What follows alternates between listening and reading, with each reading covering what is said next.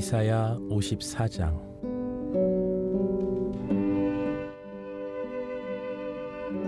잉태하지 못하며 출산하지 못한 너는 노래할지어다.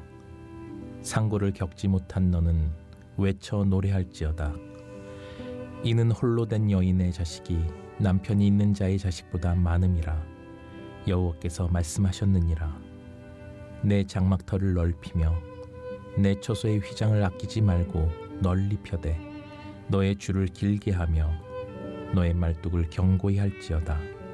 이는 내가 좌우로 퍼지며 내 자손은 열방을 얻으며 황폐한 성읍들을 사람 살 곳이 되게 할 것임이라. 두려워하지 말라. 내가 수치를 당하지 아니하리라. 놀라지 말라.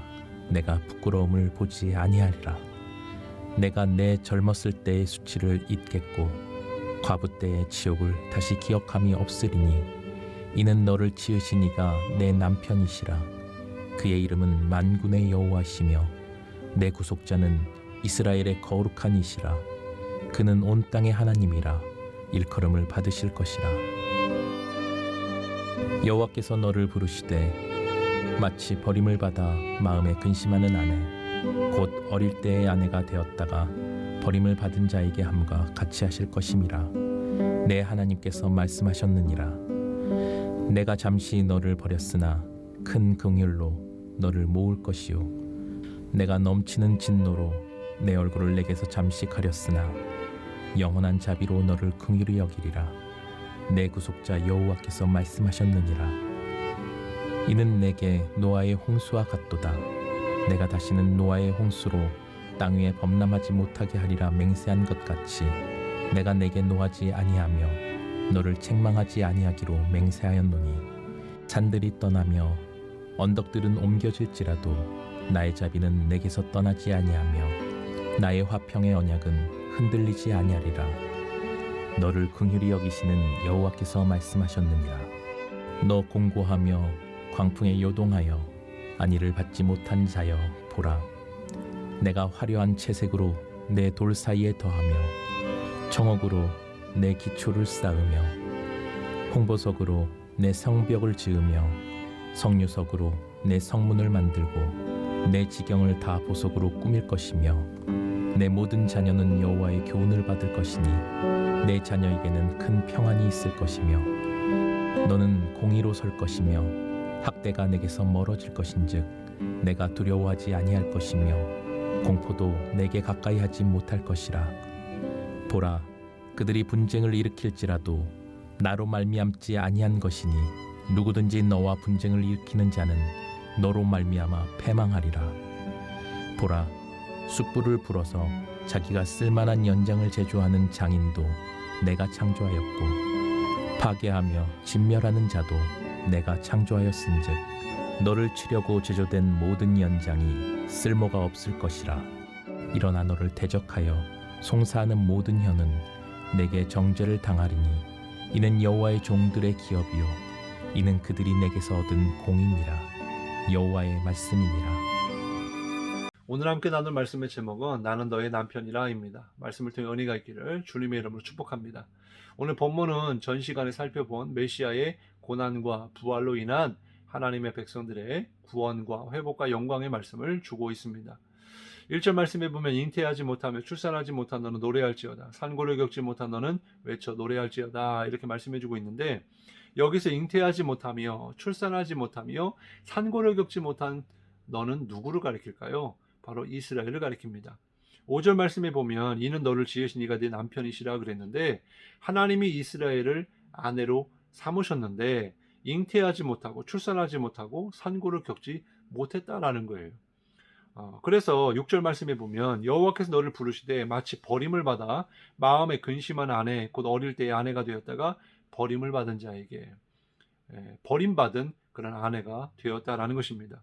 왜 그랬을까요? 예레미야 31장 32절을 참고해 보면 이 언약은 내가 그들의 조상들의 손을 잡고 애굽 땅에서 인도하여 내던 날에 맺은 것과 같이 아니할 것은 내가 그들의 남편이 되었어도 그들이 내 언약을 깨트렸음이라 그래요.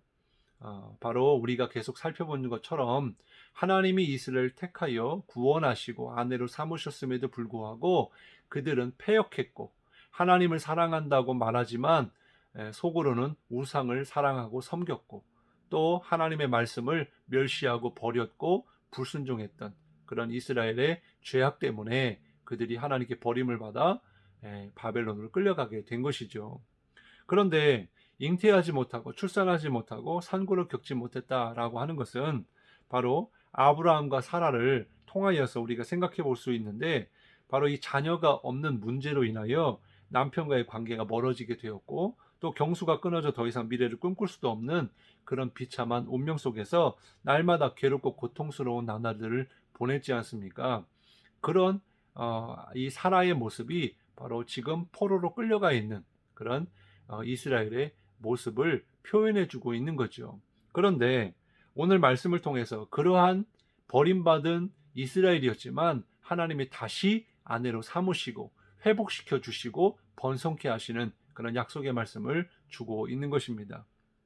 바로 하나님이 아브라함에게 약속하셨던 대로 비록 사라가 나이가 많고 경수가 끊어졌지만 이 사라가 90세의 나이가 되었을 때에 아브라함이 100세의 나이가 되었을 때에 바로 이삭을 주셨고 그리고 이후에 자손들을 번성케 하셔서 큰 민족을 이루게 하신 그런 하나님을 우리가 알고 있지 않습니까? 그런 것처럼 하나님이 이스라엘 또한 그렇게 아내로 삼으시고 회복시키시고 또 번성케 하시는 약속의 말씀을 주고 있는 거예요. 그래서 2절 말씀에 보면 네 장막터를 넓히며 네 초소의 휘장을 아끼지 말고 널리 펴되 너의 줄을 길게 하며 너의 말뚝을 견고히 할지어다 이렇게 말씀해주고 있는 것입니다. 그리고 4절에 보면 이스라엘은 과거에 경험했던 수치와 부끄러움을 보상받게 될 것이다 이렇게 말씀해주고 있습니다. 그리고 이제 이러한 하나님의 그런 회복과 구원의 메시지가 반드시 확실하게 이루어질 것이다 라고 하는 것을 노아의 때를 이렇게 비유로 말씀해주고 있어요. 9절부터 10절인데요. 이는 내게 노아의 홍수와 같도다. 내가 다시는 노아의 홍수로 땅 위에 범람하지 못하게 하리라. 맹세한 것 같이 내가 내게 노하지 아니하며 너를 책망하지 아니하기로 맹세하였노니 이제 진노의 잔을 다 마신 이스라엘에게 더 이상 진노하지 않겠다. 멸하지 않겠다. 책망하지 않겠다. 이렇게 말씀해주고 있는 것이죠. 그리고 산들이 떠나며 언덕들은 옮겨질지라도 나의 자비는 내게서 떠나지 아니하며 나의 화평의 언약은 흔들리지 아니하리라. 너를 긍휼히 여기시는 여호와께서 말씀하셨느니라. 그러니까 하나님의 사랑과 긍휼로 다시 이스라엘을 사랑하고 또 화평케 하겠다라고 말씀해주고 있는 것입니다. 그리고 마지막으로 11절부터 17절에 보면 앞으로의 예루살렘을 말씀해주고 있는데 이것은 궁극적으로 마지막 때에 임하게 될 하나님의 나라 새 예루살렘을 말씀해주고 있는 것입니다.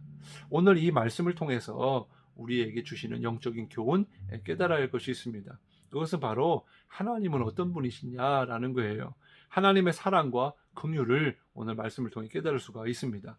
하나님이 택한 이스라엘이 그들의 패역함과 죄악으로 인하여 하나님을 떠났음에도 불구하고 그래서 이혼 증서까지 써서 깨어졌지만 그러나 하나님은 이스라엘을 버렸을지라도 7절 말씀에 완전히 버리지 아니하셨고 뿐만 아니라 마음속에는 여전히 이스라엘을 향한 사랑과 또 긍휼하심으로 그들을 다시 아내로 맞아주시는 그런 사랑과 긍휼이 많으신 하나님을 우리가 깨닫게 됩니다.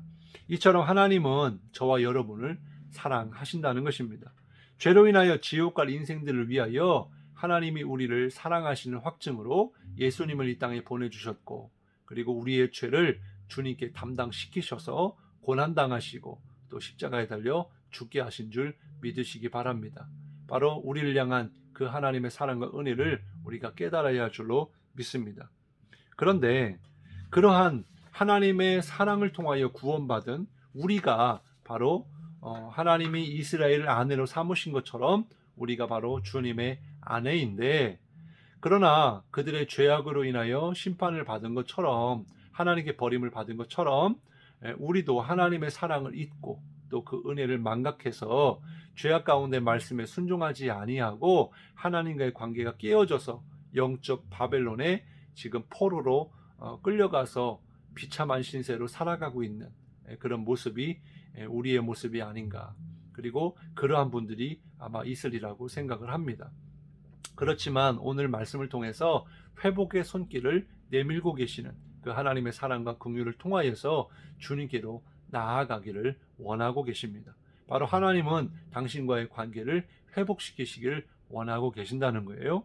그리고 또한 믿음 생활하며 고난 가운데 있는 우리 성도들에게는 지금도 살아계셔서 역사하시는, 그래서 하나님 나라가 완성되기까지, 주님의 나라가 이 땅에 임하기까지 우리와 함께 하심을 깨닫기를 원하고 계십니다. 주님의 신부인 우리가 마지막 때에 주님이 다시 오실 때에 그 주님을 맞이할 수 있는 그런 깨어있는 신부, 기다리는 신부가 되기를 원하십니다. 그래야 할 때에 우리에게 영원한 하나님의 나라, 영원한 안식, 그리고 평강이 우리에게 임하게 될 줄로 믿습니다. 오늘 말씀을 통해서 우리의 신앙을 다시 한번 점검해보고, 우리가 하나님과의 관계가 온전하지 못한다 할지라도 하나님은 지금도 우리를 기다리고 계시고 또 주님께로 돌아오기를 원하시는 그 하나님의 사랑과 긍휼을 깨달아서 정말 주님과 더 친밀해지고 또 오늘도 주님과 동행하는 그런 하루가 될 수 있기를 주님의 이름으로 축복합니다. 기도하겠습니다. 하나님 감사합니다. 오늘 말씀을 통해 정말 하나님이 이스라엘 택하여 아내로 삼으셨는데 그 아내된 이스라엘이 범죄하여 하나님으로부터 버림받았지만 그러나 하나님이 그들을 위로하시고 또 축복하시고 회복시켜 주셔서 다시 아내로 삼으시는 정말 사랑과 긍휼이 많으시는 하나님을 깨닫게 하시니 참으로 감사를 드립니다. 하나님, 우리를 그와 같이 사랑하여 주셔서 예수 그리스도를 통하여 우리를 구원하여 우리를 주님의 신부로 아내로 삼으신 줄 믿습니다. 정말 그러나 우리의 믿음의 생활 속에서 이 이스라엘처럼 패역하고 교만하고 하나님보다 우상을 숭배하며 정말 주님과의 관계가 깨어져서 영적 바벨론에 사로잡혀 있는지도 모르겠습니다. 하나님, 그러나 정말 오늘 말씀을 통해 우리의 영적인 하나님과의 관계가 회복되어지게 하시고 또한 다시 오실 주님, 정말 신랑 되신 주님을 우리가 기다리며 정말 믿음 잃어버리지 아니하고 하나님의 사랑과 은혜를 망각하지 아니하고 오늘 그 주님께 감사하며 주님께 영광 돌리는 그런 하루가 되게 도와 주옵소서. 정말 주님이 마지막 때 다시 오실 때에 주님을 맞이할 수 있는 그런 영적인 신부가 되게 하여 주옵소서. 감사드리며 예수님 이름으로 간절히 기도드리옵나이다. 아멘.